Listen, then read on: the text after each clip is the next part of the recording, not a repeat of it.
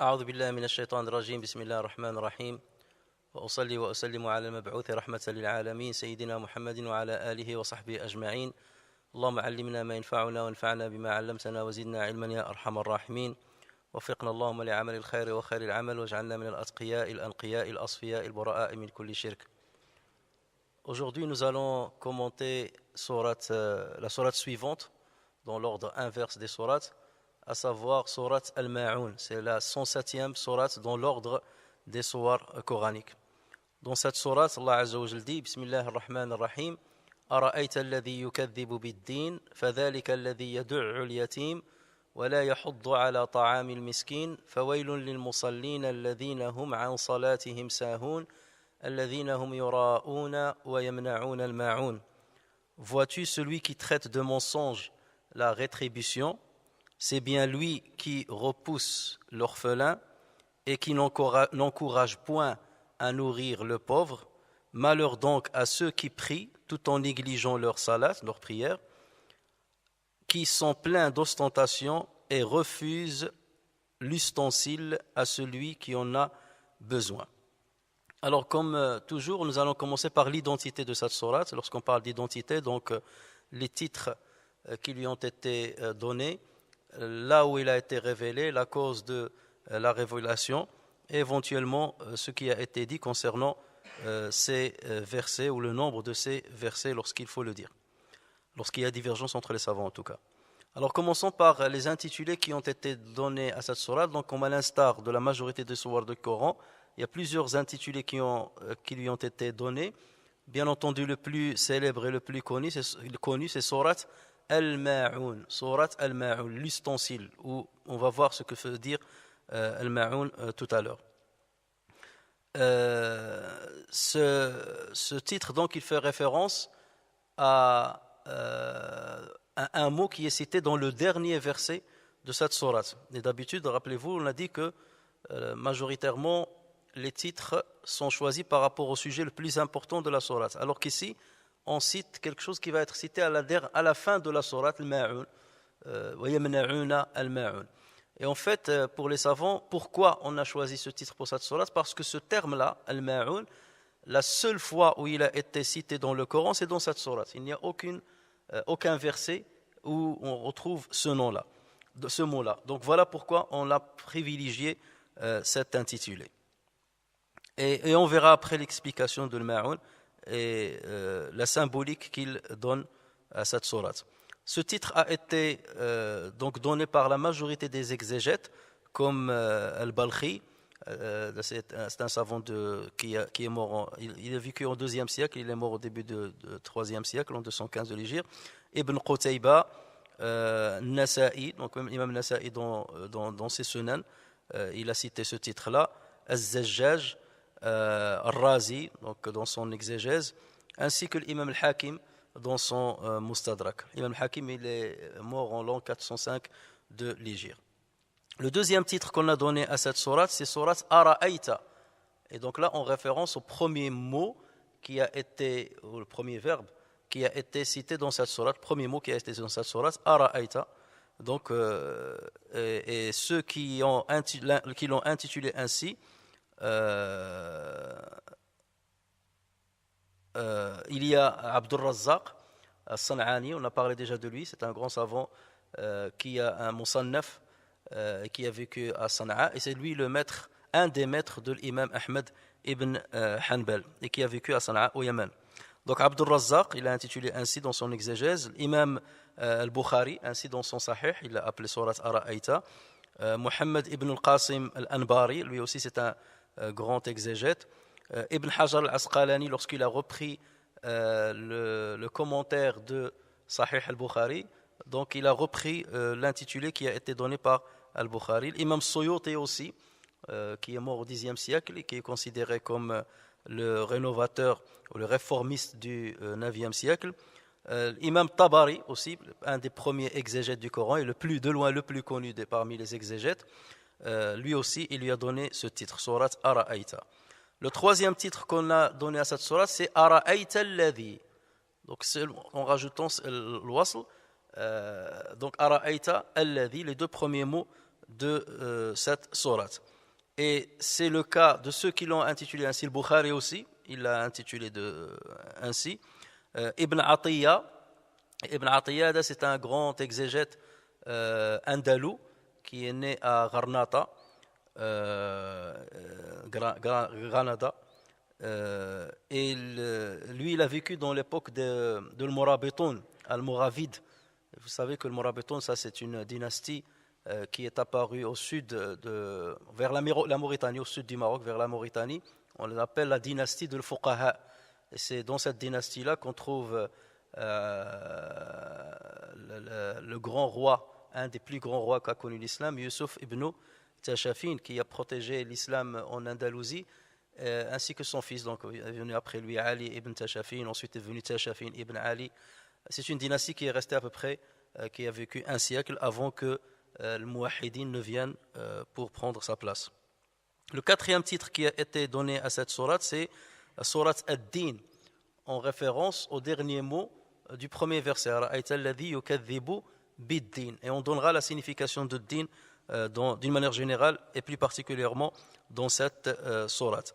Parmi ceux qui ont donné donc ce titre-là, l'imam al-Farra, rahimahullah, qui a vécu au IIe siècle, Ibn Hazm, rahimahullah, l'Andalusi, qui est mort en l'an 320 de l'Hégire, Abu Amr ad-Dani, et Abu Amr ad-Dani, c'est un parmi les grands lecteurs du Coran, et c'était en même temps un muhaddith, et c'était un grand exégète. Et lui, il est mort au milieu du 5e siècle de l'Hégire, en 444 de l'Hégire, exactement. Et le 5e titre qu'on lui a donné, c'est Surat At-Takdhib, en référence à Ra'ayta alladhi yukadhibu. Takdhib, ça veut dire le fait de démentir ad-din, bien entendu, sous-entendu. Et on a aussi, en dernier lieu, donc le 6e titre qu'on lui a donné, Surat Al-Yatim, et en référence فَذَلِكَ الَّذِي يَدُعُّ Al-Yatim. Donc on l'a appelé Surat l'orphelin, Surat Al-Yatim. Et parmi ceux qui ont donné ce titre-là, l'imam al-Biqa'i, dont on a parlé la dernière fois en détail, qui est l'auteur du fameux livre ouvrage Nazm ad-Durar fi tanasubi al-ayati was-suwar, et qu'il a écrit en 8 volumes, on en a parlé la dernière fois. Alors maintenant, venons-en au lieu et à la cause de la révélation de cette sourate. La majorité des exégètes dit que cette sourate est mécoise. Ça veut dire qu'il a été révélé au début de la prophétie de Sayyidina Muhammad sallallahu alayhi wa sallam. Parmi ceux qui ont dit cela, il y a l'imam Ibn Kathir et bien d'autres. Cet avis se base sur quelques récits qui disent que cette sourate a été révélée à propos de certains polythéistes à la Mecque. Et on cite notamment Abu Sufyan, avant qu'il ne se convertisse à l'islam. Donc il y a des récits qui disent que Abu Sufyan, radiyallahu anhu, avant qu'il ne soit musulman, il égorgeait toutes les semaines 2 chameaux. Et il distribuait la viande aux gens, parce que c'était quelqu'un de très généreux. Et vu qu'il était un grand notable de Quraysh, pour justement maintenir cette notabilité, donc il distribuait la viande aux gens. Sauf qu'un jour, un orphelin est venu le voir pour lui demander une part de cette viande, et Abu Sufyan l'a repoussé. Donc on dit, mais le récit là n'est pas forcément authentique, c'est des récits qui ont été apportés dans des livres d'exégèse, et leurs auteurs n'ont pas cherché forcément la chaîne de transmission et l'exactitude et la validité de la chaîne de transmission. Et donc c'est à cause de cela que cette sourate aurait été révélée. Il y a certains qui disent que ce n'était pas Abu Sufyan, que c'était l'As ibn Wa'il. Et rappelez-vous, l'As ibn Wa'il, on l'a cité dans sourate Al-Kawthar, il était le personnage central de cette sourate, ainsi que dans sourate Al-Kafirun. Donc c'est le père de Amr ibn al-As radiyallahu anhu. Donc certains disent que c'était plutôt sur Al-As ibn Wa'il, et d'autres disent que c'était sur Al-Walid ibn al-Mughira. Mais il y a un récit qui a été rapporté dans Sirat ibn Hisham, rahimahullah, dans lequel il dit que cette sourate a été révélée suite à un événement qui est arrivé à Abu Jahl. Abu Jahl, son vrai nom c'est Abu al-Hakam ibn Hisham, mais le prophète sallallahu alayhi wa sallam l'a surnommé Abu Jahl, parce que le Hakam ça vient de l'hikma, de la sagesse, mais le prophète sallallahu alayhi wa sallam l'a surnommé Abu Jahl, celui qui détient l'ignorance. Alors ce qui est arrivé, c'est qu'il y avait un homme d'une contrée qui s'appelle Irash.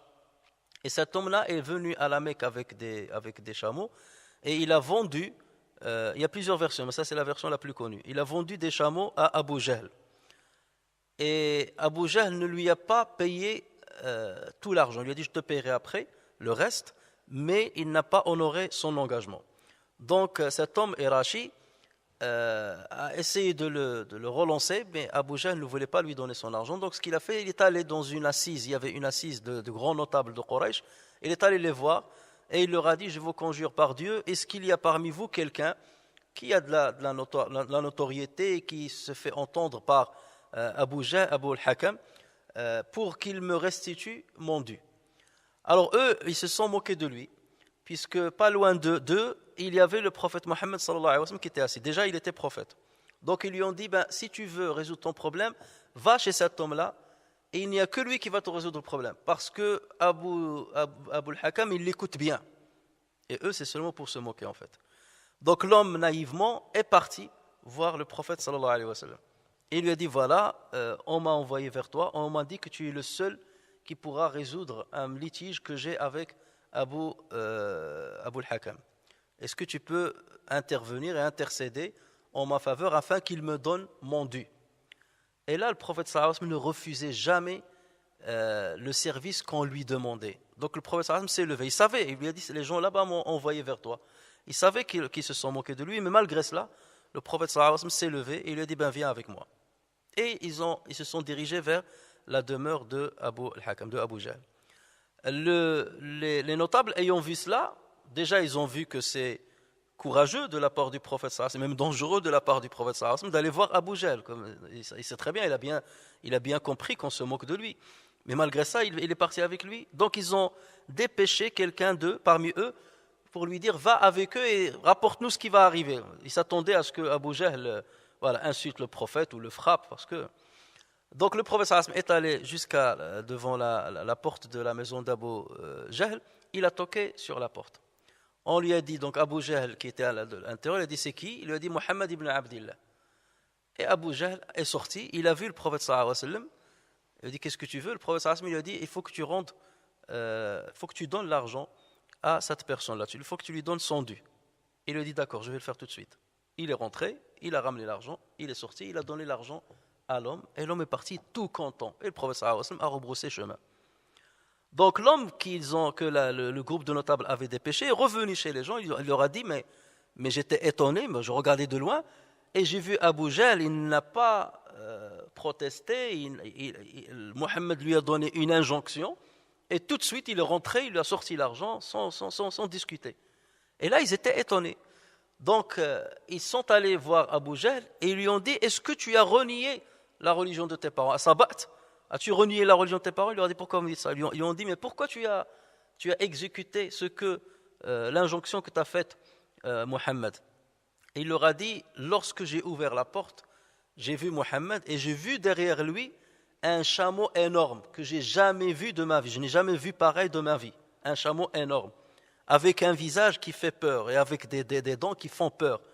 Et là, je me suis dit, si jamais je lui refuse son injonction, je risque gros. Ce chameau risquait de m'attaquer. Parce que vous savez que le chameau, lorsqu'il attaque, c'est très très dangereux. Et donc là, il a dit, je ne pouvais que m'exécuter. Alors qu'il n'y avait ni chameau ni rien. C'est ce qu'Allah Azza wa Jal lui a montré. Donc voilà, ce qui a été dit, c'est que ce récit-là, ou bien cette sourate-là, fut révélée suite à cet événement-là. Donc elle fait référence à Abu Jahl, parce que c'était quelqu'un qui était avare, qui ne donnait pas l'aumône et qui repoussait les orphelins. Et donc c'est suite à cet événement que cette sourate aurait été révélée. Donc voilà pourquoi plusieurs exégètes disent que cette sourate est une sourate qui est mécoise. Pour d'autres exégètes, cette sourate est médinoise. Pourquoi? Parce qu'ils disent que dans la deuxième moitié de cette sourate, à partir du verset 4, Allah Azza wa Jal dit فَوَيْلٌ لِلْمُصَلِّينَ الَّذِينَ هُمْ عَنْ صَلَاتِهِمْ سَاهُونَ. Malheur à ceux qui prient tout en étant négligents envers leur prière. Donc là, ils disent, ce passage-là fait référence aux hypocrites. Ça veut dire c'est des gens qui prient et qui négligent la prière. Donc ça ne peut être que les hypocrites. Or, les hypocrites n'existaient pas dans la période mécoise. Il y avait des polythéistes, puisque les musulmans étaient faibles, il n'y avait pas besoin d'être hypocrite. Les gens affrontaient directement les musulmans. En revanche, à Médine, comme les musulmans ont pris de la force, donc il y a certains qui sont devenus hypocrites. Ils manifestaient la foi, ils pratiquaient la religion, ils priaient, mais bien entendu, leur cœur était complètement ailleurs.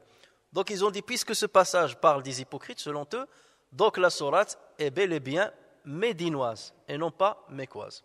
Donc voilà le deuxième avis. Ce n'est pas la majorité, bien entendu, des exégètes qui optent pour cet avis-là. Et vous avez des savants qui ont essayé de trouver un compromis entre les deux avis, et ils ont dit, en fait, les trois premiers versets, أَرَأَيْتَ الَّذِي يُكَذِّبُ بِالدِّينِ فَذَلِكَ الَّذِي يَدُعُّ الْيَتِيمَ وَلَا يَحُضُّ عَلَى طَعَامِ الْمِسْكِينِ.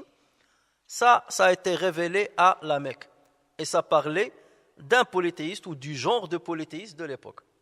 فَوَيْلٌ لِلْمُصَلِّينَ الَّذِينَ هُمْ عَنْ صَلَاتِهِمْ سَاهُونَ الَّذِينَ هُمْ يُرَاءُونَ وَيَمْنَعُونَ مَاعُونَ. Ça a été révélé à Médine à propos de la prière des hypocrites qui était une fausse prière et une prière qui se faisait rien que pour l'ostentation. Donc voilà la conciliation qu'ils ont essayé de trouver entre les deux. Sauf que les savants s'accordent à dire on ne peut pas se baser uniquement, je dis bien uniquement, sur la signification de certains versets pour affirmer qu'ils ont été révélés à Médine plutôt qu'à la Mecque ou vice-versa.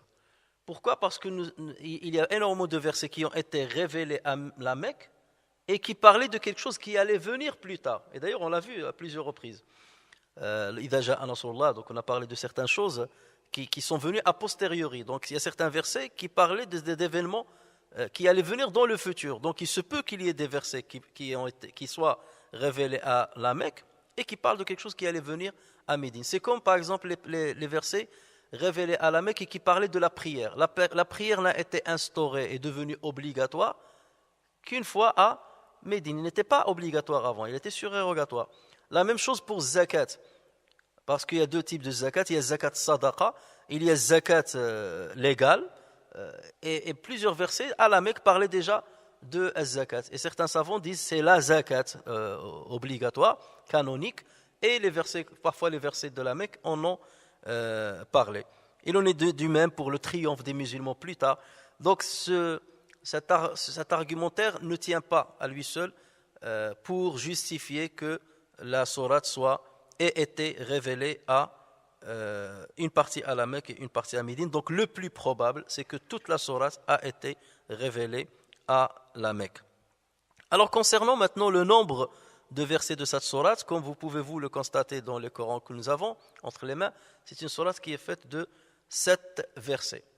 En revanche, pour certains savants, il n'y a que 6 versets, puisqu'ils considèrent que les 2 derniers versets sont fusionnés en fait en un seul. Alladhina hum yura'una wa yamna'una al-ma'un. Ceci, pour certains savants, n'est qu'un seul verset et non pas 2. Il ne fallait pas diviser en 2. Donc ça, c'est des divergences qui existent et ce n'est pas la seule sourate où il y a cette divergence. Et c'est pour cela d'ailleurs que parfois, lorsqu'on parle du nombre total des versets du Coran, on vous dit c'est entre tel temps et temps, selon les divergences qui existent entre les savants, selon les découpages en fait. Tout ce qui figure dans la sourate, tout le monde est d'accord là-dessus. Tout ce qui figure dans le Coran, tout le monde est d'accord dessus. C'est seulement la subdivision des versets où les savants peuvent parfois diverger. Certains vont s'arrêter sur un terme, les autres vont aller jusqu'à un terme ou un endroit plus loin. Alors maintenant, venons-en au premier verset. Ara'ayta alladhi yukadhibu bid-din. Quand vous le voyez, vois-tu celui qui traite de mensonge la rétribution. Cette sourate, comme vous le voyez, fait partie des sourates qui commencent par un questionnement. Nous avons déjà parlé de les différentes catégories de sourates selon ce par quoi ils commencent. Donc, elle commence par un questionnement. Ara'ayta. Dans ce questionnement, c'est Allah Azza wa Jal qui s'adresse à qui? Alors, la majorité des savants dit que Allah Azza wa Jal ici s'adresse à Muhammad sallallahu alayhi wa sallam. Ara'ayta, donc le mukhatab huna, le questionné, c'est Muhammad sallallahu alayhi wa sallam. D'autres disent non, c'est n'importe quel musulman raisonné et lucide. Donc ça concerne tout le monde. Vois-tu celui qui traite de mensonge la rétribution? Donc c'est pas une parole qui s'adresse uniquement au prophète Muhammad sallallahu alayhi wa sallam. Mais ce qu'il faut savoir, c'est qu'il y a plusieurs paroles dans le Coran qui s'adressent au prophète Mohammed sallallahu alayhi wa sallam, mais par son biais, elles s'adressent à tous les musulmans. Et il y a des paroles qui s'adressent exclusivement au prophète sallallahu alayhi wa sallam et ne s'adressent pas à quelqu'un d'autre. Comme lorsqu'Allah Azza wa Jal, on en parlera, lorsqu'Allah Azza wa Jal dit Alam nashrah laka sadrak wa wada'na anka wizraka alladhi anqadha dhahraka wa rafa'na laka dhikrak. Toute sourate Sharh s'adresse exclusivement au prophète sallallahu alayhi wa sallam. Inna a'taynaka al-kawthar s'adresse exclusivement au prophète sallallahu alayhi wa sallam. Mais cette sourate, on peut dire que certes, elle s'adresse dans l'apparence à Muhammad sallallahu alayhi wa sallam, au prophète Muhammad sallallahu alayhi wa sallam, mais par son biais, elle s'adresse à n'importe quelle personne raisonnée et lucide, puisque celui qui ne l'est pas, bien entendu, ne va pas remarquer ce pourquoi il a été interpellé par ce questionnement. Alors, il y a plusieurs types de questionnements dans le Coran, même dans la langue arabe, il y a plusieurs types de questionnements. Il y a l'istifham al-inkari, il y a plusieurs. Et ici, c'est ce qu'on appelle istifham ta'ajjub, un questionnement d'étonnement. Un questionnement d'étonnement, ou un questionnement qui interpelle l'étonnement de celui qui est questionné. N'as-tu pas vu étonnamment celui qui traite de mensonge? Donc ça doit susciter quelque chose qui doit susciter l'étonnement.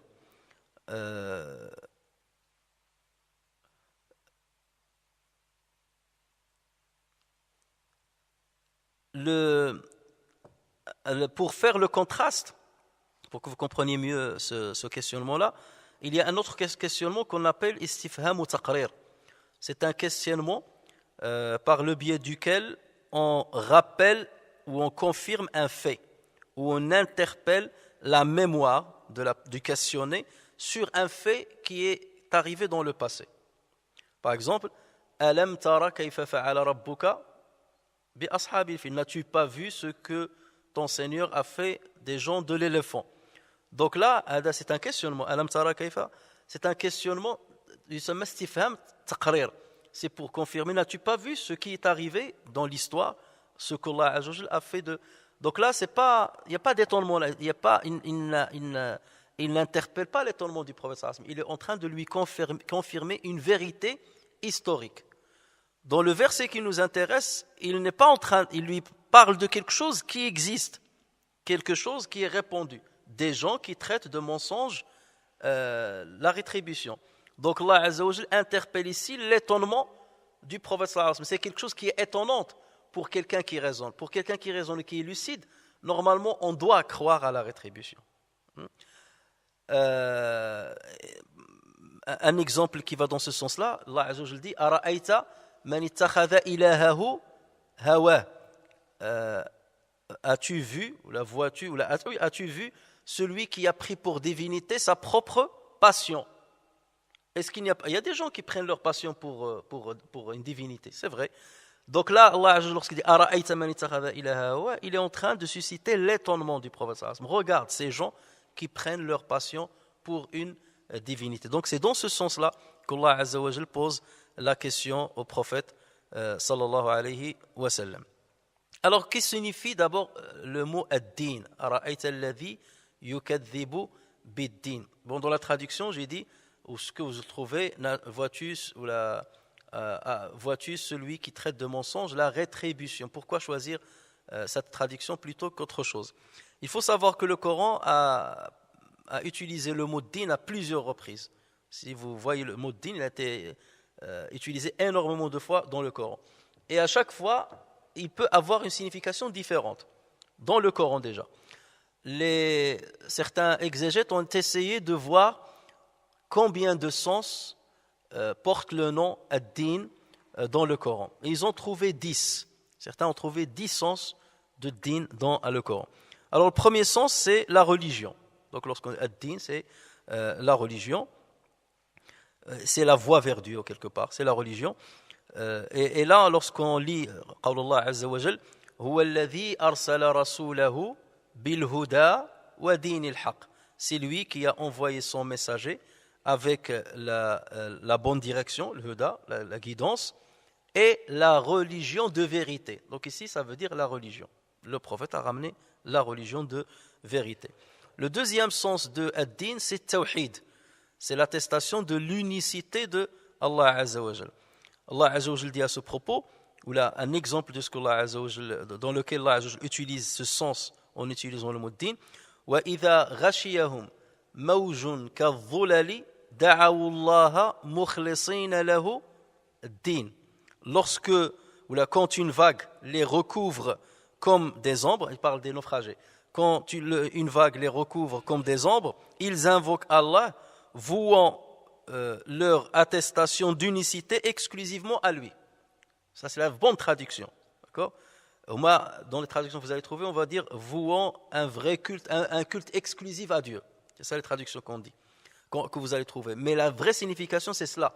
Ça veut dire qu'eux, ils associent à Dieu leur force, leur savoir-faire, mais une fois ils sont dans une épreuve grave, donc là, ils invoquent Dieu en lui vouant, c'est-à-dire en manifestant une vraie attestation d'unicité.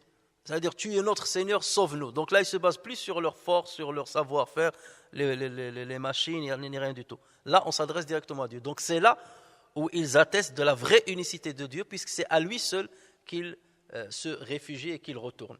Donc ici, dans ce sens-là, mukhlisina lahu-d-din, à chaque fois que vous trouvez mukhlisina lahu-d-din dans le Coran, ça va dans le sens de l'attestation de l'unicité de Dieu. C'est ça la signification de din dans ce genre de verset. Mukhlisina lahu ad-din.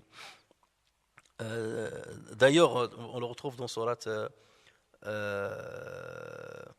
lorsque Allah dit wa ma umiru illa liya'budullaha mukhlisina lahu ad-din. On ne leur a demandé que d'adorer Dieu, d'accord, en lui vouant une attestation d'unicité exclusive, c'est ça, en manifestant un vrai tawhid pour lui. Donc c'est ça, mukhlisina lahu ad-din. Puisqu'il a déjà cité ya'budullah, ils adorent Dieu. Donc ça sous-entend que c'est la religion, ils sont déjà dans la religion puisqu'ils adorent Dieu. Mais il faut attester de son unicité d'une manière exclusive. Le troisième sens qu'on peut donner, qui est donné à ad-din dans le Coran, c'est le jugement. Al-hisab, c'est le jugement. Un exemple, lorsque Allah Azza wa Jal dit yawma idhin yuwaffihimullahu dinahumul haqq. Yawma idhin yuwaffihimullahu dinahumul haqq. Ce jour-là, c'est-à-dire le jour du jugement, Allah leur donnera leur vrai jugement. Yuwaffihim dinahumul haqq. Il leur donnera leur vrai jugement. Il va pas, si on traduit par religion, ça va pas. Dieu va leur donner leur religion. Il va leur donner leur religion. Ça n'a aucun sens. Il va leur donner leur vrai jugement. Quatrième signification de din, c'est la rétribution. Al-jaza. Et ceci, on le lit déjà dans Surat Al-Fatiha. Maliki yawmi ad-din. Le maître du jour de la rétribution. C'est ça, Maliki Yaoumi Din. Ça n'a rien à voir avec la religion ici. Maliki Yaoumi Din, le jour de la rétribution. Et à chaque fois que vous voyez dans le Coran Yaoum Din, ça se répète plusieurs fois dans le Coran, c'est le jour de la rétribution. Yas'alouna ayyana Yaoumuddin. Ils demandent quand est-ce qu'il y aura le jour de la rétribution. Le cinquième sens de ad-din, c'est la justice terrestre. Al-hukm dunyawi, la justice terrestre. Un exemple, lorsque Allah Azza wa Jal parle de Yusuf, dans Surat Yusuf, vous savez que lorsque Yusuf il a mis l'ustensile dans la monture de son frère, et après il a dit quelqu'un a volé ça, et après on l'a trouvé dans la monture de son frère Benyamin. Et là, Yusuf il avait le choix, alayhi salam, il avait le choix, soit le juger, parce qu'il était censé être un voleur, alors que ce n'était pas bien entendu le cas. Mais ça, c'était une ruse qu'a utilisée Yusuf alayhi salam pour garder son frère, afin de faire venir plus tard son père et sa mère. Donc là, Yusuf alayhi salam, il avait le choix. Soit le juger selon la loi de son père Yaqub, soit le juger selon la loi du roi de l'Égypte de l'époque. D'accord? Et bien, lui, bien entendu, le roi de l'Égypte de l'époque, quelqu'un qu'on a trouvé qui a volé de cette manière-là, on le tue. Donc là, forcément, Yusuf alayhi salam n'allait pas opter pour ce choix-là.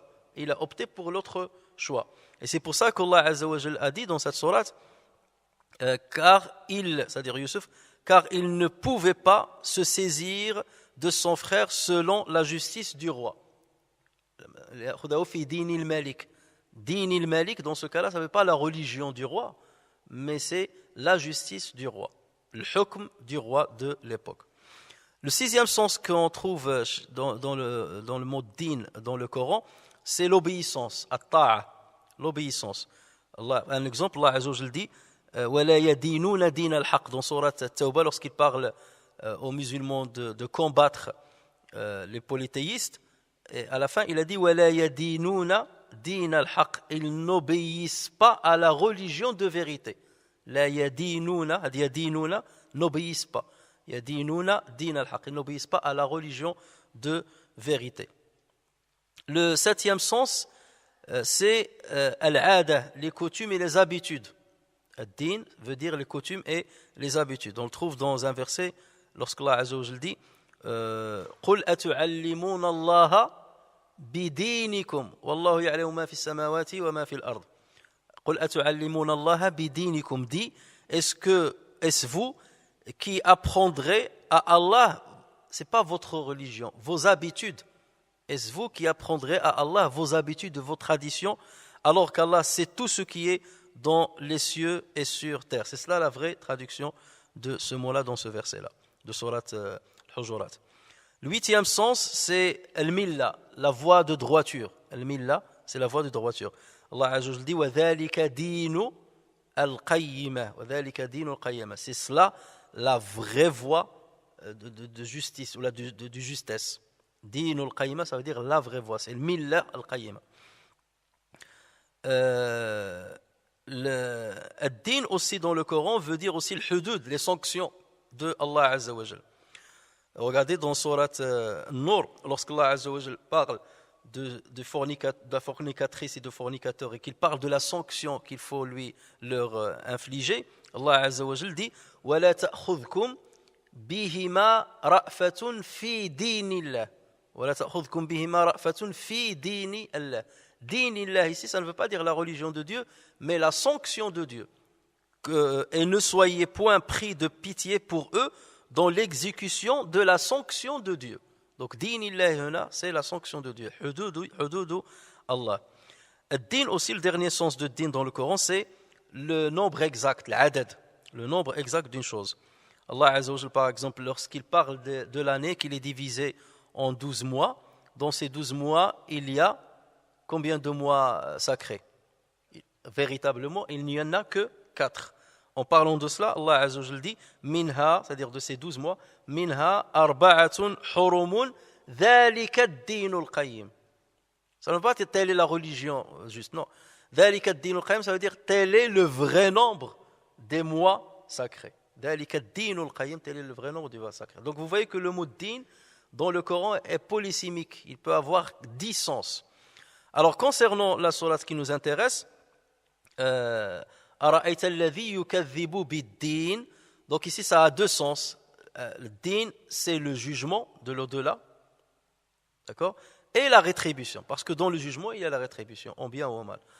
Donc din, أَرَأَيْتَ الَّذِي يُكَذِّبُ بِالدِّينِ, vois-tu celui qui traite de mensonge la rétribution. Voici le sens donc de din dans ce verset-là. Alors, ce qui suscite l'étonnement, c'est pas le fait de traiter de mensonge la rétribution, parce que les gens le font d'une manière, beaucoup de gens le font, ça n'étonne pas, au point que ça n'étonne pas. Ce qui suscite en fait l'étonnement, c'est ce qui vient après. فَذَلِكَ الَّذِي يَدُعُّ الْيَتِيمَ وَلَا يَحُضُّ عَلَى طَعَامِ الْمِسْكِينِ. C'est celui-là qui repousse l'orphelin et qui n'incite pas, et qui n'encourage pas à aider le pauvre. Il n'encourage pas à aider le pauvre. C'est ça qui attire l'étonnement. C'est ça qui suscite l'étonnement. Pourquoi? Parce que, naturellement, la réaction que doit avoir un être humain, quel qu'il soit, normalement constitué, vis-à-vis d'un orphelin, c'est quoi? C'est l'empathie et la pitié et la gentillesse. Tu vois un orphelin, tu sais qu'il a perdu son père, qu'il a perdu sa mère, il est petit, parce qu'un orphelin, on n'appelle orphelin qu'un enfant, quelqu'un qui devient adulte, même s'il perd ses parents, on ne l'appelle pas orphelin. Sinon, tout le monde devient à un moment ou à un autre orphelin. Ce n'est que l'enfant qu'on traite d'orphelin lorsqu'il perd son père ou sa mère ou les deux. Donc forcément, c'est quelque chose qui doit susciter en nous de la pitié, de l'empathie envers cet enfant. Et c'est quelque chose qui est naturel, Donc, voir quelqu'un qui repousse un orphelin, et lorsqu'on dit repousser l'orphelin ne demande pas forcément de l'argent, il peut demander seulement de l'affection. Et lorsque tu le repousses, tu vois quelqu'un le repousser, tu te dis, mais pourquoi tu le repousses? C'est un orphelin. Donc c'est ça qui suscite l'étonnement. Ce n'est pas le fait de traiter de mensonge la rétribution. D'accord? Donc lorsque Allah dit, Ara'aïta, l'étonnement, ce n'est pas là, c'est ce qui va venir après. Et il n'encourage pas à aider, à nourrir le pauvre. Tu peux ne pas nourrir un pauvre. J'ai pas de quoi le nourrir. J'ai pas d'argent pour te nourrir, j'ai pas de nourriture pour te nourrir. Mais refuser d'inciter les autres à le nourrir, ça c'est encore un drame. Et je te demande pas de l'argent, je te demande seulement de dire aux gens de les pousser à me nourrir parce que je suis véritablement pauvre. D'accord? Donc, voir quelqu'un qui voit les pauvres et voit les gens qui peuvent l'aider et ne les encourage pas à le faire, donc là, ça montre qu'il n'a pas de cœur, qu'il a un cœur dur. Et c'est ça qui suscite l'étonnement. D'accord? Et non pas le fait de traiter de mensonge la rétribution. Mais Allah Azza wa Jalla a mis un lien entre les deux. Parce qu'il a dit Ara'ayta alladhi yukadhibu bid-din fa dhalika alladhi yad'u al-yatim. Avec le fa hada, ce préfixe-là, il met le lien entre le premier verset et le deuxième verset. Quelle est sa signification? Sa signification, tu veux savoir, quelque part c'est ça, tu veux savoir pourquoi celui-là traite de mensonge la rétribution. On peut le comprendre de cette manière. Tu veux pour savoir pourquoi il fait ça? C'est parce qu'il repousse le pauvre, l'orphelin, et qu'il n'encourage pas à nourrir le pauvre. D'accord? Autrement dit, c'est parce qu'il n'a plus de fitra. Le fitra, normalement, doit nous pousser à attirer vers nous l'orphelin et à inciter à nourrir le pauvre. C'est ça le fitra. Notre nature initiale, notre nature innocente. Donc, Allah Azza wa Jalla est en train de dire, cette personne-là qui repousse l'orphelin et qui n'incite pas à nourrir le pauvre, sa fitra, elle a été entachée, sa fitra, elle a été bousillée. Donc, qu'est-ce que tu attends de lui? Tu attends de lui qu'il croit au jour de la rétribution, qu'il croit en Dieu? Parce que le fitra aussi reconnaît Dieu. Et par le fitra, on reconnaît le jour de la rétribution. Rappelez-vous, lorsque Allah Azza wa Jalla, dans le Coran, il dit وَإِذَا أَخَذَ اللَّهُ min bani Adam min dhuhurim dhurriyyatahum. Allah Azza wa Jalla a pris du dos de Adam la descendance et après il leur a posé la question, ne suis-je pas votre Seigneur? Ils ont dit oui. Ça veut dire que dans le fitra, nous sommes des croyants. Kullu mawludin yuladu ala al-fitra. Chaque nouveau-né voit le jour avec le fitra, avec une nature qui le pousse vers la croyance de Dieu, vers la croyance de l'au-delà. Mais si cet homme-là n'a plus cette fitra-là, au point qu'il repousse l'orphelin, au point qu'il n'incite même pas à nourrir le pauvre, même s'il ne lui donne pas, seulement encourage, il ne le fait pas. Donc, qu'est-ce que tu attends de lui s'il traite de mensonge le jour de la rétribution? C'est normal, parce qu'il n'a plus de fitra. L'outil de détection de la vérité, il ne l'a plus. Donc, les deux sont liés. D'accord? Donc, ça ne veut pas dire que tous ceux qui ne croient pas au jour de la rétribution repoussent les orphelins et n'encouragent pas à la nourriture des pauvres. Vous trouvez des gens qui ne croient pas en Dieu, mais ils ont un bon... Au niveau social, ils travaillent dans des associations humanitaires, ils aident les orphelins, ainsi de suite, même s'ils ne croient pas en Dieu, même s'ils ne croient pas à la rétribution. Pour eux, c'est la rétribution, c'est ici-bas. J'ai cette nature-là, le fait radiali me dit qu'il faut aider les pauvres, j'attends aucune... Vous avez des gens comme ça. Donc, il n'y a pas une équivalence. ne faut pas croire que celui qui ne croit pas au jour de la rétribution va forcément faire ça. Mais celui qui fait ça ne croit pas forcément au jour de la rétribution. Comment tu peux prétendre croire à un jour où Dieu va rétribuer les gens en bien ou en mal, alors que tu es en train de repousser l'orphelin et de ne pas encourager la nourriture du pauvre? C'est pas possible. C'est pas possible. Si tu croyais véritablement au jour du jugement, tu ne peux que te soumettre à cette bonne éthique, à ce bon comportement. Donc voilà comment il faut comprendre ce verset et ce passage de manière générale. فذلك الذي يدع دعا, ça veut dire il a poussé. Da'a, il a poussé ou repoussé. Repousser, c'est parce qu'il vient et tu le repousses, ou pousser. Allah Azza wa Jalla, en parlant des gens qui vont dans l'enfer, il a dit يَوْمَ يُدَعُّونَ إِلَى نَارِ جَهَنَّمَ دَعَّا, le jour où on les poussera avec force dans le feu de l'enfer. يَوْمَ يُدَعُّونَ إِلَى نَارِ جَهَنَّمَ دَعَّا. Donc يَدُعُّ الْيَتِيم, ça veut dire il le repousse. وَلَا يَحُضُّ, ça veut dire il n'incite pas. Alors, on peut se dire pourquoi Allah Azza wa Jalla a utilisé le présent alors qu'il est en train de parler de certaines personnes qui ont fait ça dans le passé. Le présent dans l'arabe signifie at-tajdid wa at-tikrar, la répétition et le renouvellement de l'acte. Donc فَذَلِكَ الَّذِي يَدُعُّ الْيَتِيمَ, c'est celui qui repousse et qui continuera de repousser l'orphelin. C'est quelque chose qu'il fait, qu'il n'a pas fait seulement une fois, mais qu'il fait à multiples reprises, et tout le temps et d'une manière régulière. Il en est de même pour le fait d'encourager à nourrir le pauvre. Donc c'est quelque chose qui est, c'est-à-dire qui lui est collé. Il va le faire tout le temps et il le fait tout le temps. Ça peut t'arriver un jour de repousser un orphelin parce que tu étais en colère, je ne sais pas, dans un état. Mais là, je ne parle pas de ce cas exceptionnel ou occasionnel, il parle de ceux qui ont l'habitude de faire ceci. Ça veut dire que leur cœur est véritablement, est vraiment endurci.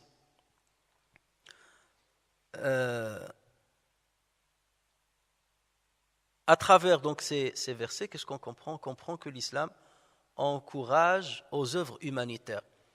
Il encourage les musulmans non seulement à donner à l'orphelin, non seulement à donner la nourriture aux pauvres, mais à encourager les gens de le faire. Et lorsqu'on parle d'œuvres humanitaires, ça peut être dans le sens économique du terme, en donnant de l'argent, en creusant des puits, et ainsi de suite, ou bien seulement dans le domaine affectif. Et vous connaissez tous le hadith du prophète sallallahu alayhi wa sallam, celui qui passe sa main sur la tête d'un orphelin, Allah Azza wa Jalla lui donne autant de hasanat que le nombre de cheveux que possède cet enfant. D'accord? Donc ça, c'est un acte d'affection que le prophète sallallahu alayhi wa sallam demande à ce qu'on fasse à cet enfant. Mais ça ne veut pas dire que moi j'ai l'argent dans ma poche et je me contente de passer ma main sur la tête. Là, j'ai le hasanat. Il ne faut pas jouer avec Dieu de son sens-là. Non, déjà on aide financièrement et on aide bien entendu avec l'affection. فَلَقْتَحَمَ الْعَقَبَةَ وَمَا أَدْرَاكَ مَا الْعَقَبَةُ فَكُّ رَقَبَةٍ أَوْ إِطْعَامٌ فِي يَوْمٍ ذِي مَسْغَبَةٍ يَتِيمًا ذَا مَقْرَبَةٍ. Là aussi il a dit il faut nourrir le pauvre. Il ne faut pas se contenter seulement de lui donner de l'affectif. Mais là, parce que le verset, il repousse l'orphelin, c'est-à-dire même l'affectif, il ne lui donne pas. Quelqu'un qui ne donne pas l'affectif à l'orphelin, vous croyez qu'il va lui donner l'argent? Ou il va lui donner la nourriture? Bien sûr que non. Donc là, Allah, il parle du pire. Puisqu'il est arrivé au pire, il ne faut pas attendre de lui le mieux. Voilà. Donc c'est pour ça qu'il a dit il y a deux uliyatim ici. Dans un autre verset, en parlant de l'aqaba, la montée, comment traverser, franchir la montée, il faut nourrir l'orphelin proche. Maintenant, le verset 4 et 5, فَوَيْلٌ لِلْمُصَلِّينَ الَّذِينَ هُمْ عَنْ صَلَاتِهِمْ سَاهُونَ. Malheur donc à ceux qui prient tout en négligeant leur salat. فَوَيْلٌ, le fa aussi, il fait le lien entre ce qui est passé et ce qui suit. فَوَيْلٌ. Donc quel est le lien? Là, il a parlé de ceux qui repoussent l'orphelin et qui n'encouragent pas à nourrir les pauvres. Ici, il parle de ceux qui prient et qui négligent leur prière et qui sont ostentateurs et qui ne donnent pas l'ustensile. Alors là, les savants ont divergé. par rapport à, rappelez-vous de là où les versets ont été révélés. Pour ceux qui ont dit toute la sourate est mécoise. Donc ils disent qu'il y a un lien entre les 3 premiers versets et les derniers versets. Donc les derniers versets ne parlent pas forcément des hypocrites, puisqu'il a été révélé à la Mecque. Donc il ne parle pas des hypocrites. Dans ce cas, de qui il parle? Ils disent, Allah Azza wa Jalla a dit, il n'a pas dit si Allah Azza wa Jalla a dit ça veut dire ceux qui sont distraits dans leur prière. Attention, là, qui sont distraits dans leur prière. Ils prient et ils sont distraits dans leur prière. Et ça peut nous arriver. Le prophète sallallahu alayhi wa sallam, parfois, ça lui est arrivé d'être distrait dans la prière, n'est-ce pas? Alors qu'Allah Azza wa Jalla ici a dit alladhina hum an salatihim sahun. Ça veut dire quoi an ici? Ça veut dire ceux qui négligent la prière. Donc pour ceux qui disent que toute la salat c'est mais quoi? Ça veut dire ceux qui ne prient pas. Malheur à ceux qui ne prient pas. Mais là on leur rétorque, on leur dit mais dans ce cas pourquoi Allah Azza wa Jalla a dit le musallin? Malheur aux prieurs, à ceux qui prient et qui négligent la prière. Ils disent, Allah Azza wa Jalla ici il l'utilise dans le sens de la moquerie. Ils ne prient pas, mais dans le sens de la moquerie. Et plusieurs fois dans le Coran, Allah Azza wa Jalla, il se moque,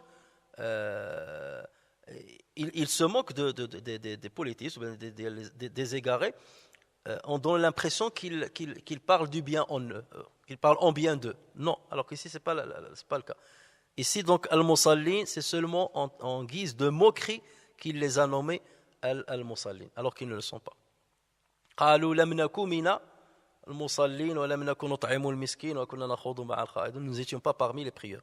Donc voilà ce qu'ils disent pour comprendre, pour justifier quand même et expliquer pourquoi elle est toute mécoise. Pour ceux qui disent qu'elle est médinoise, donc ils disent les deux parties de la sourate sont tous les deux médinoises. Donc les deux parties parlent des hypocrites. L'hypocrite ne croit pas au jour de la rétribution, il repousse l'orphelin, et il n'encourage pas à nourrir les pauvres, et il accomplit la prière dans l'apparence, voilà, pour tromper les musulmans, alors qu'il est négligent dans cette prière. Il ne la fait pas à l'heure, il la fait quand il veut, il ne fait pas la prière de l'Isha, il ne fait pas la prière de l'Fajr. D'ailleurs, il y a un hadith du prophète sallallahu alayhi wa sallam qui dit que parmi les signes de l'hypocrisie de certains, c'est qu'ils ne participent pas, ils ne font pas la prière de Subh à l'heure, il ne faut pas la prière et en groupe, ainsi que la prière de l'Isha. Donc ils disent que tout ça, donc pour ceux qui disent qu'il est médinoise, ils disent que tout ça concerne les hypocrites. Et pour eux, voilà, c'est correct. On les nomme, on les qualifie de prière parce qu'ils prient, mais ils négligent leur prière et ils accomplissent la prière avec ostentation. Ladhina hum yura'un. Ils accomplissent l'ostentation.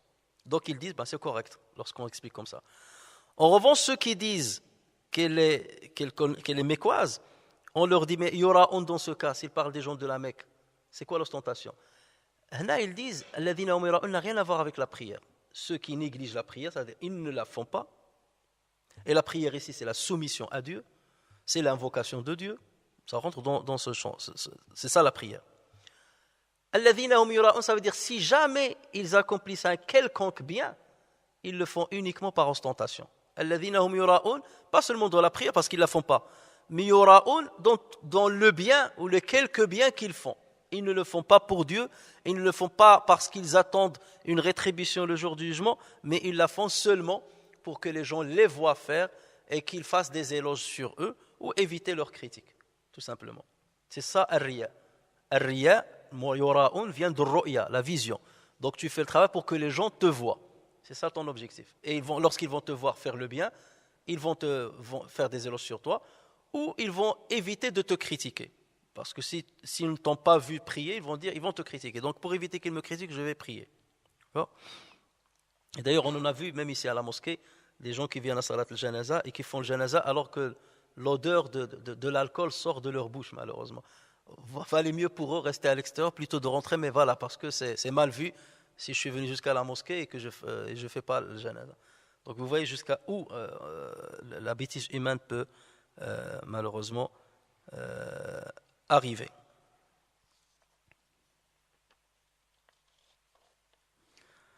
Alors, regardez toujours, Allah Azza wa Jal, il met le lien entre salat, ladina hum yura'un, et après il dit wa yamna'una al-ma'un. Yura'un, on a compris ce que ça veut dire. Bon, déjà pour ceux qui disent la première partie c'est j'ai oublié de le dire, ceux qui disent la première partie, les 3 premiers versets sont mécois, les 4 derniers sont médinois, comment ils peuvent justifier le fa?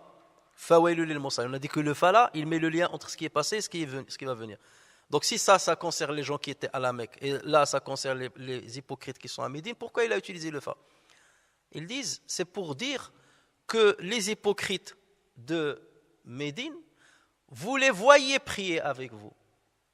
Vous les voyez dans l'apparence musulmans, mais ils sont pareils que les polythéistes de la Mecque qui ne croient pas au jour de la rétribution. Et c'est pour cela qu'il a utilisé le pluriel.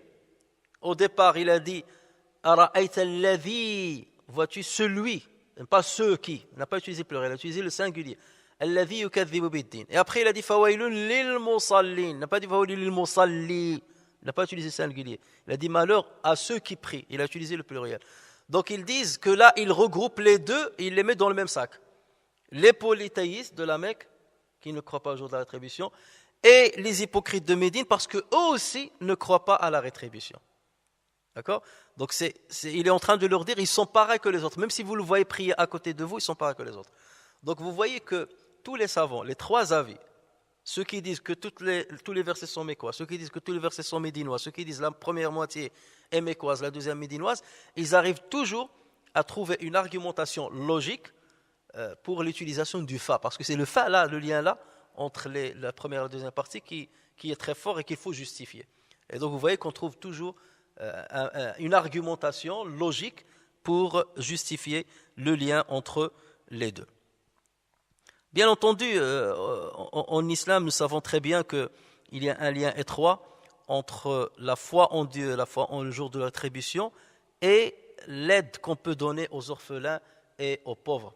Lorsqu'Allah Azza wa Jal parle dans Surat Al-Insan, il dit il parle des vertueux, il dit وَيُطْعِمُونَ الطَّعَامَ, ils nourrissent, ils donnent la nourriture, وَيُطْعِمُونَ الطَّعَامَ على حبه ويطعمون الطعام على حبه مسكينا ويتيما وأسيرا.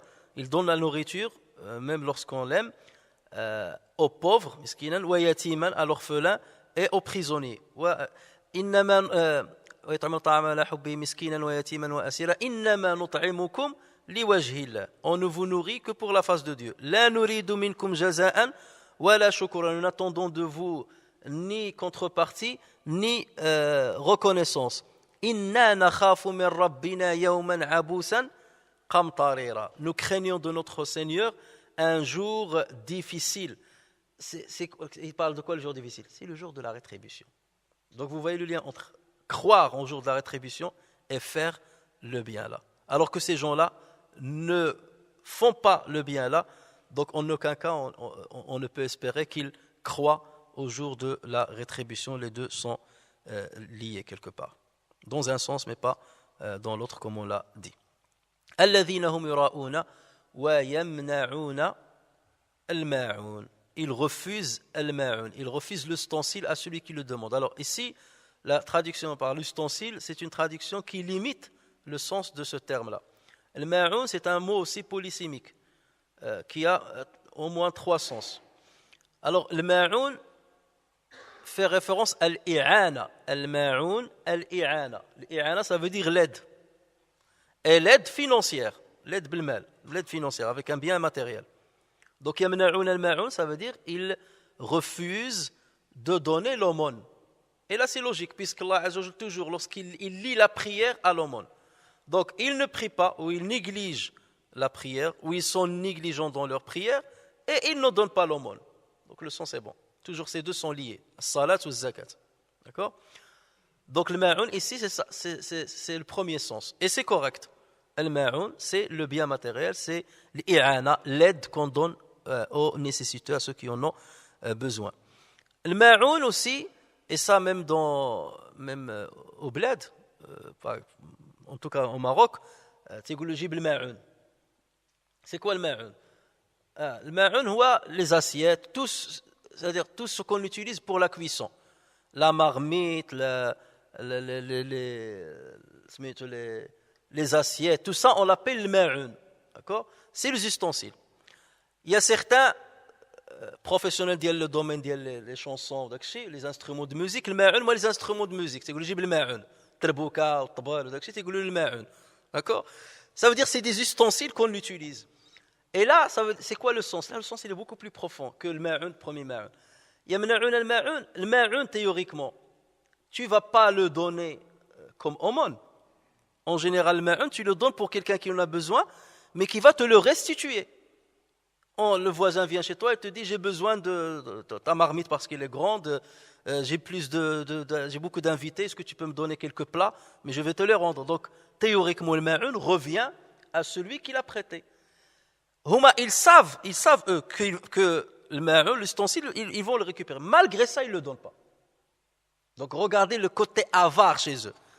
Ils vont seulement aider quelqu'un qui a besoin de cet ustensile. Et malgré ça, ils ne le donnent pas. Donc c'est pour montrer l'avarice dans le plus extrême. Puisque cette sourate, il parle du plus extrême. Repousser l'orphelin, c'est extrême. Ne pas refuser seulement d'encourager à nourrir un pauvre, c'est extrême. Négliger la prière, c'est extrême. L'ostentation, c'est extrême, parce que l'ostentation, c'est le shirk al-asghar, ou bien le shirk al-khafi, c'est le petit associationnisme, ou bien l'associationnisme diffus. Et là aussi, refuser seulement de donner le ma'un, alors que on ne va rien perdre, on va le restituer. D'accord? Donc vous voyez, ça, le sens là aussi, ça prend un autre sens.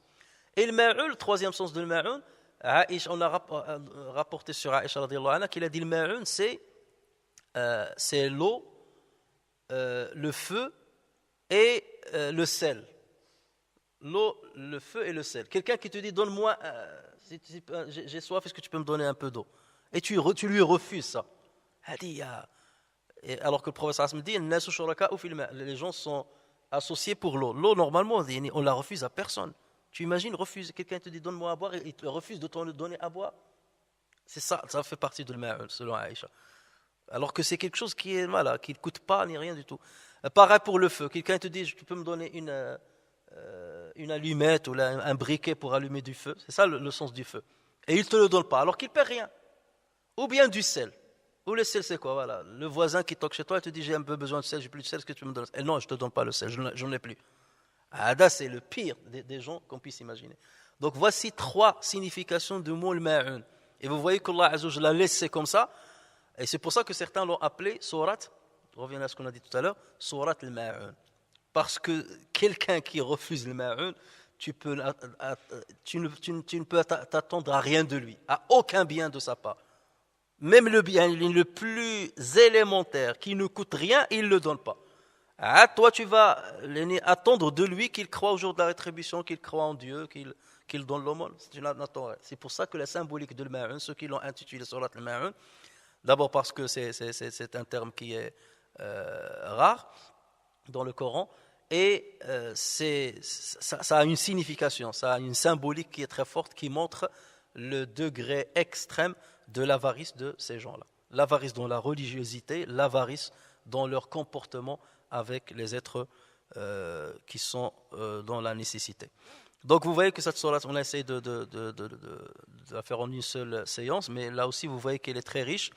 Et la dernière fois, bien entendu, on a expliqué le lien qu'il y a entre cette sourate et sourate Al-Kawthar, puisque Allah Azza wa Jalla dit au prophète Inna a'taynaka al-Kawthar, nous t'avons attribué le Kawthar, et ça c'est dans le jour de la rétribution. Le Kawthar, c'est pas maintenant, c'est dans le jour de la rétribution. Et le prophète sallallahu alayhi wa sallam croit à ce jour de la rétribution. Ceux-là ne croient pas au jour de la rétribution. Fasalli li rabbika, prie exclusivement pour ton Seigneur. Le lam là, fasalli li rabbika. Ceux-là, ils font la prière par ostentation et avec négligence. الذين هم فأولي للمصلين الذين هم عن صلاتهم ساهون الذين هم يراءون فصل لربك وانحر. Nhar, ça veut dire égorge les chameaux. Pourquoi le chameau? Parce que c'est le chameau qui va te permettre de donner le maximum de viande aux pauvres, aux orphelins et à tous ceux qui sont nécessiteux. Alors que dans cette sourate-là, tu peux lui demander le nahr. Même le ma'un, il ne te le donne pas. Et en contrepartie, donc vous voyez le contraste entre ce que font ces gens-là et ce que le prophète sallallahu alayhi wa sallam va faire. Ce que Allah Azza wa Jal a donné au prophète sallallahu alayhi wa sallam ici et ce qu'il va leur retrancher parce qu'ils ont ce profil-là. Donc vous voyez qu'il y a un lien étroit entre Surat al-Ma'un et Surat al-Kawthar. Et c'est pour cela, donc encore une fois, que ce n'est pas anodin d'avoir cet ordre de Suwar dans le Coran, et ce n'est pas non plus anodin d'avoir cet ordre dans les ayats. Et moi je dirais même que, même si on suppose que la deuxième partie de la sourate, elle parle des hypocrites, et qu'elle a été révélée à la Mecque, ce n'est pas contradictoire. Allah Azza wa Jal sait pertinemment ce qui va venir après. Donc même s'il l'a révélé à la Mecque, il annonce déjà les différentes catégories des non-croyants qui existeront à l'époque du prophète sallallahu alayhi wa sallam, les polythéistes et les hypocrites. Et d'ailleurs, Surat al-Baqarah, c'est ce qu'elle a fait. Elle a classé les gens en trois catégories, les croyants, les hypocrites et les polythéistes. Donc cette sourate-là, même si on suppose qu'elle a été révélée à la Mecque, et c'est le cas, selon la majorité des savants, elle annonçait déjà l'arrivée d'un profil de mécréance différent de celui de la Mecque, qui est celui des hypocrites qui feront semblant de prier alors qu'ils sont négligents de cette prière et qu'ils ne le font que par ostentation. Et ce sont des gens qui sont avares, radins, autant que ceux qui vont être à la Mecque. أسأل الله تبارك وتعالى أن ينفعنا بما سمعنا وأن يعلمنا ما ينفعنا وينفعنا بما علمنا إنه على ذلك قدير بالإجابة جدير. سبحانك اللهم وبحمدك نشهد أن لا إله إلا أنت نستغفرك ونتوب إليك. سبحان ربك رب العزة عما يصفون وسلام على المرسلين والحمد لله رب العالمين.